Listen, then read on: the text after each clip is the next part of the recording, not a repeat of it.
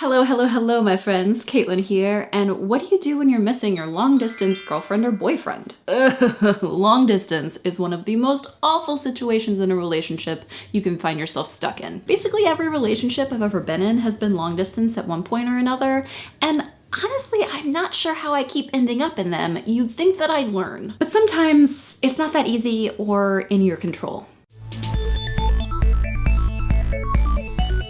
So this is another subscriber question, and it comes from Olivia, and she asks, how do you cope with missing your boyfriend because you can't see him for long periods of time due to circumstances beyond your control? Yeah, that sounds like no fun at all. In 2015, I made this video about the pros and cons of long distance relationships and what you need to think about before starting one. So that's one repository of advice if you are considering getting into a long distance relationship. But it sounds like Olivia's already in one and wondering how to make it less miserable. And I'm kind of an expert on that too. So the first thing to understand is that it is lonely and you're going to miss him. I mean, if you don't miss your long distance partner when they're not around, what's the point of being in a relationship with them? But the key here is to not let that loneliness consume you. It can be really easy to get all, woe is me, my best friend, partner, whatever is so far away and I'm all alone and miserable. Well, if you have an attitude like that, of course you're gonna be miserable. So this might actually be the hardest part, but you have to try not to dwell on that loneliness.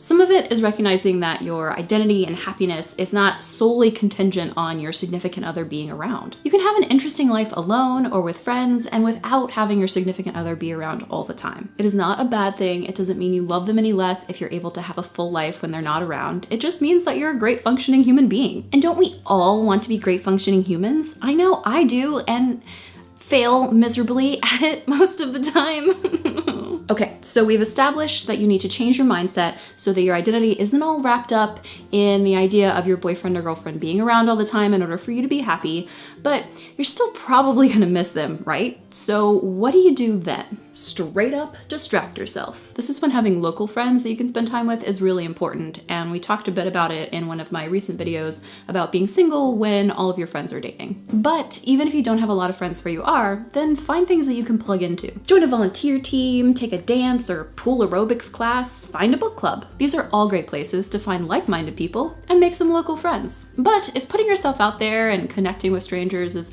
not quite your thing, I totally get you too. That's probably more how I am anyway. So take yourself on dates. I know it can feel weird to do things alone, but trust me, it is much more fun and fulfilling than sitting at home feeling sorry for yourself. Think about it like this is a thing that you and your significant other could do when they come and visit you. So you're doing research, but also having fun at the same time. And finally, depending on how serious your relationship is, probably the most important thing that you can do to help you cope with it being long distance is to plan for the future. Now, this could be planning for the next time you see each other, and that might be weeks or months or even a year away. Or fantasizing about how you'll need to rearrange your lives in order for you to finally be in the same place together. Essentially, this gives you something to look forward to. And really, hope for the future is the best thing to help bring you out of a depressive funk when you're really missing your long distance partner. For the question today, I want to know if you've ever been in a long distance relationship, and if so, what helped you cope with the loneliness and missing your partner?